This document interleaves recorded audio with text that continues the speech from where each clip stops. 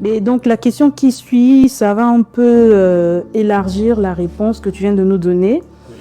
Beaucoup de gens se demandent concrètement, c'est quoi croire en Jésus? Exactement. Donc, est-ce qu'il suffit pour une personne de dire qu'elle croit en Jésus, automatiquement elle est sauvée et peut vivre sa vie comme elle souhaite, et tout en espérant qu'au dernier jour, son âme sera sauvée? Ouais, c'est une bonne question. C'est une bonne question. Déjà, on va lire toujours la Bible parce que tout, c'est dans la parole, c'est pas moi qui dis, c'est la parole. On va lire 1 Corinthiens 1, verset 18 à 19.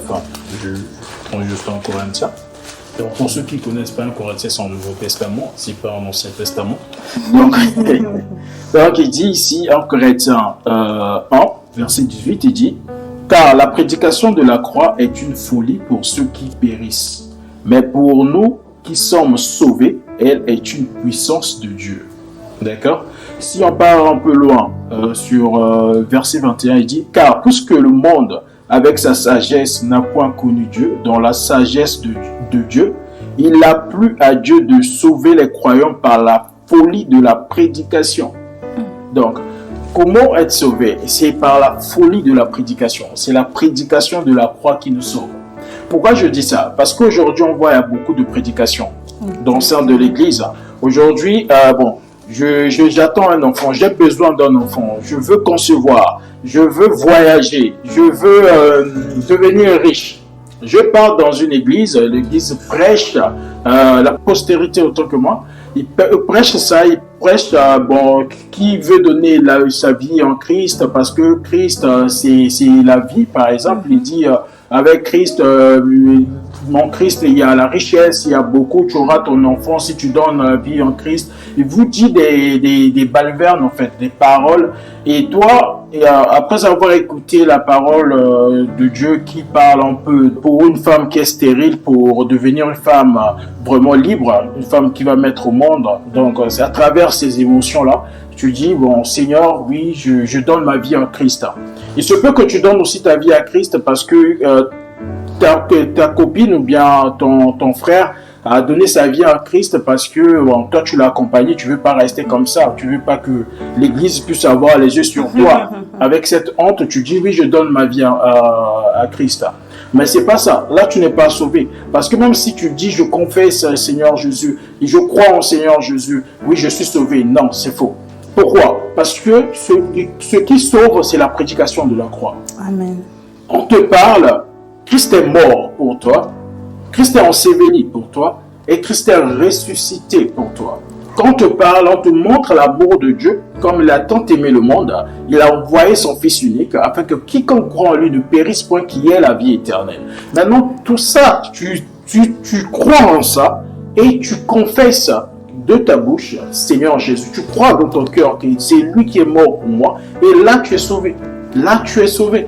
Tu n'es pas sauvé parce que tu attends, tu as besoin d'un enfant et tu donnes ta vie à Christ. Tu n'es pas sauvé parce que tu veux avoir le travail et tu as donné ta vie en Christ. Tu n'es pas sauvé parce que tu veux avoir une maison, tu as donné ta vie en Christ. Non. Avec Christ, il a dit, si quelqu'un veut sauver sa vie, la perdra. Celui qui la perdra à cause de moi la sauvera. C'est-à-dire, comment perdre sa vie? C'est-à-dire, je perds ma vie à cause de Christ. C'est-à-dire, je ne veux pas les choses de ce monde et je veux seulement lui. Il n'est que mon Christ. C'est là où je suis sauvé. Donc, c'est dans ce sens, en fait. Exactement, en fait.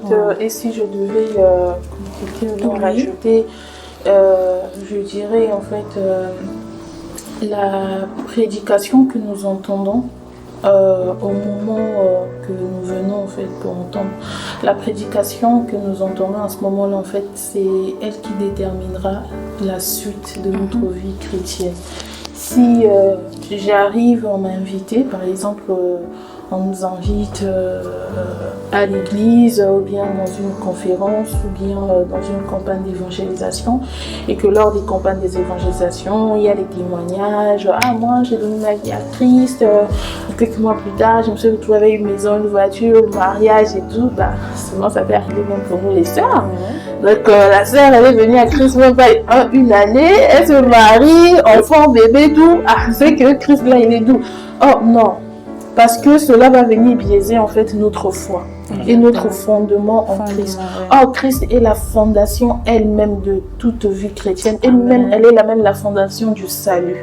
Parce que à ce moment-là, en fait, ce Christ auquel on m'a présenté, c'est ce Christ auquel je vais croire. Si on me présente un Christ bisounours, un Christ merveilleux, il est merveilleux, mais un Christ où tout est facile comme ça, tout est accessible, papa gâteau, ben, c'est normal que la personne, une fois arrivée dans la vie chrétienne, ne comprend pas, il se met à devoir souffrir ou bien à devoir vivre des difficultés, il ne comprend pas parce qu'on ne dit pas non plus que Christ est un sadique ou bien est un méchant qui va venir te prendre ta vie pour te faire souffrir. Non, pas du tout.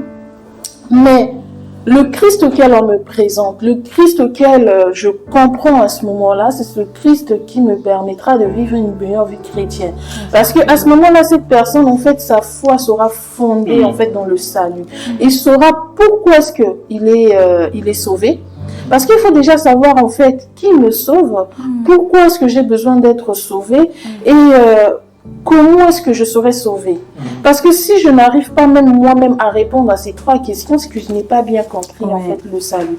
Et ces choses sont très très très importantes parce que vraiment la prédication de la foi, c'est-à-dire la mort, l'ensevelissement et la résurrection de Christ, c'est elle-même qui est la base même de l'évangélisation. Amen.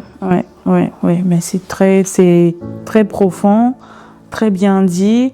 Et là, nous retenons, si je peux résumer, c'est que la base de la prédication sur laquelle on doit fonder notre foi, notre marche chrétienne, doit être fondée sur le message de la croix, Amen.